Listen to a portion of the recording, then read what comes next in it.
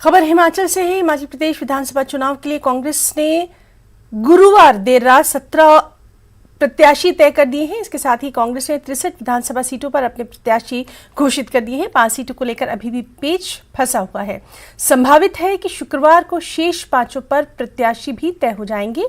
कांग्रेस की केंद्रीय चुनाव कमेटी के प्रभारी एवं पार्टी महासचिव मुकुल वासनिक की ओर से प्रत्याशियों की सूची जारी की गई है। शिमला शहर से पूर्व उप महापौर हरीश जनार्था, भरमौर से पूर्व मंत्री ठाकुर सिंह भरमौरी, कांगड़ा से पूर्व विधायक सुरेंद्र काकू, जोगेंद्रनगर से सुरेंद्र पाल ठाकुर, बिलासपुर से बंबर ठाकुर को प्रत्याशी बनाया गया है। इंदौरा से मलेंद्र राजन, देहरा से डॉक्टर राजेश शर्मा, सुलह से जगदीश सिपहिया, आनी से बंसीलाल कौशल, करसोग से महेश राज, नाचन से नरेश कुमार, धर्मपुर से चंद्रशेखर, सरकाघाट से पवन कुमार, चिंतपूर्णी से सुदर्शन सिंह बबलू, गगरेट से चैतन्य ठाकुर, कुटलेहड़ से देवेंद्र कुमार भुट्टो, नालागढ़ से हरदीप बाबा चुनाव लड़ेंगे।